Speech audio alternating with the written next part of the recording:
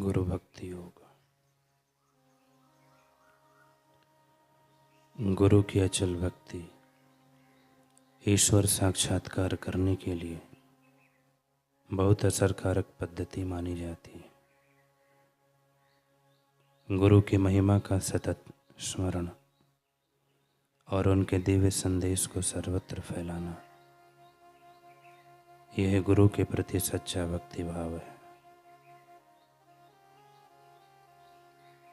आचार्य के पवित्र चरणों की भक्ति फूल है और उनके आशीर्वाद अमर फल है।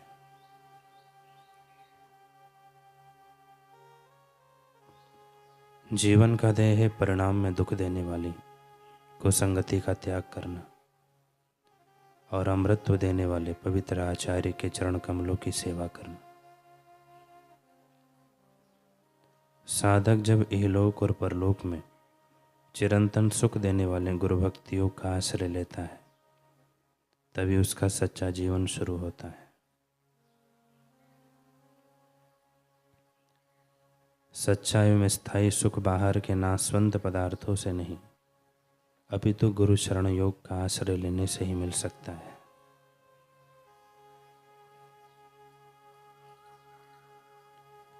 गुरु सेवा योग, गुरु शरण योग आदि गुरु भक्ति योग के समानार्थी शब्द हैं, ये सब एक ही हैं। गुरु भक्ति योग का अभ्यास माने गुरु के प्रति गहरा पवित्र प्रेम।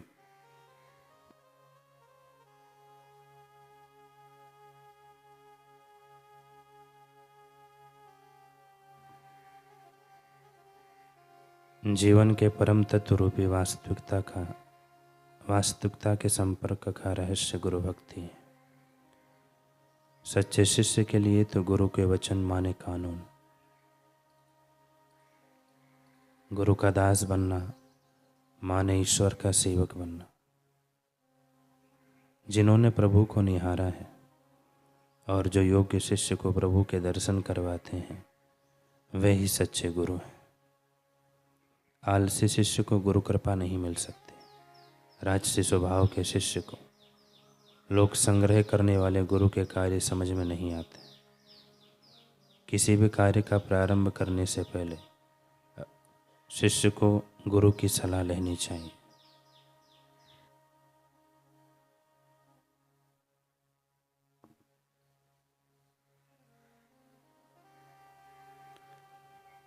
कल हमने सुना कि तिरुमाली से गुरु की कृपा पाकर अब अपनी मस्ती में रहने लगे। एक बार उन्होंने कहना शुरू किया, अरे कब तक यूँ शेष शैया पर शयन करते रहोगे। माना कि वामन रूप में जब आए तो 3 पग से 3 लोक माप लिए थे। त्रेता में माँ जानकी की खोज में लंका तक पद यात्रा की थी, पर अब तो उन बातों को युग बीत गए। क्या अब भी तुम्हारे पैर दर्द कर रहे हैं। मुझे मेरे गुरुदेव ने तो कर्मशील रहने का पाठ पढ़ाया है, आलस्य प्रमाद का संग कदापि ना करने की शिक्षा दी है। फिर तुम क्यों यूं सुस्त से लेटे रहते हो। चलो उठो, खड़े हो जाओ। तिरुमालिसे ने यह डांट किसी नर को नहीं, साक्षात नारायण को लगाई और उनकी इस झिड़की के मिलते ही त्रिकुंड थई के मंदिर में आराम कर रहे प्रभु अमोदन तुरंत शैया का त्याग कर उठने लगे। तब तिरुमलाई से जोर से ठाका लगाकर हंसे और कहा, नहीं नहीं भगवान, रहने दीजिए, मैं तो विनोद कर रहा था। जब तक गुरुदेव इस जगत में हैं, तब तक आपके लिए कोई कार्य करने को है ही नहीं। आप आराम कीजिए। भगवान उसी स्थिति में रुक गए, आधा लेटे हुए, आधा खड़े हुए। उनकी इस अर्धशयन मुद्रा को उद्योग शयनम कहा जाता है, यानी शयन की वह मुद्रा जो कार्य करने के लिए तुरंत खड़ी हो सकती है। भगवान एक दिन तिरुमाली से अलवार के सामने प्रकट हो गए। बोले, तिरुमाली से यूँ तो सारी दुनिया मुझसे मांगती है, पर आज मैं तुझसे कुछ मांगने आया, क्या दोगे। कहिए भगवान, क्या चाहिए।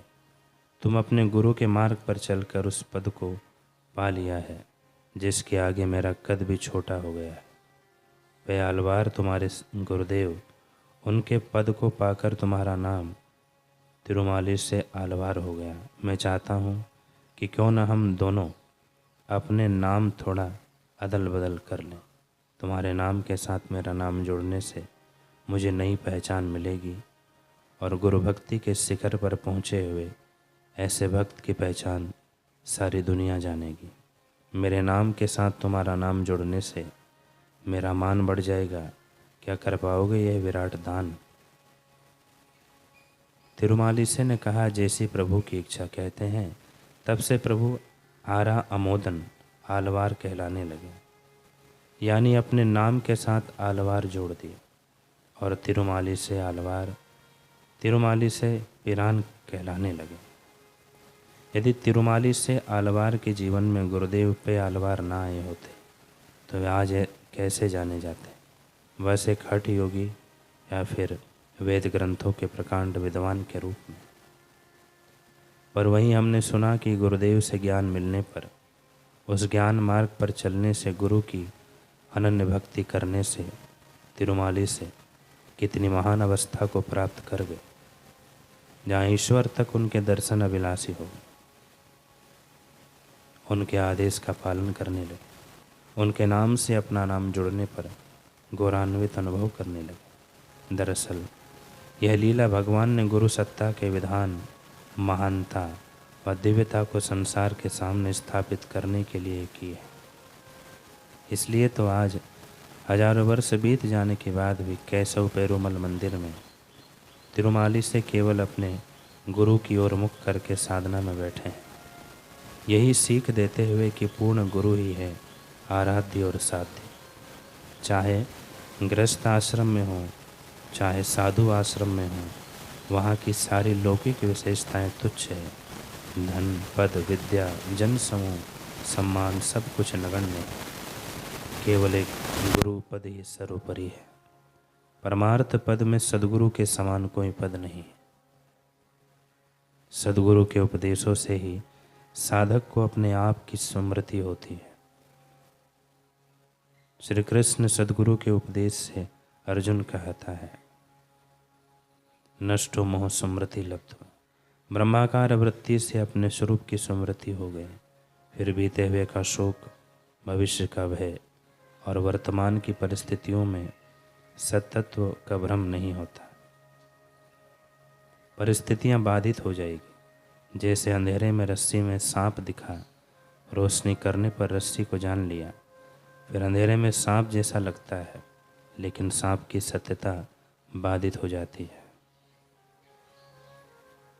सद्गुरु के उपदेशों से ही सद्गुरु के स्वरूप एवं गुण लक्षण भी जाने जाते हैं और साधक अपने कल्याण पथ में तत्परता से उन्नत होता है।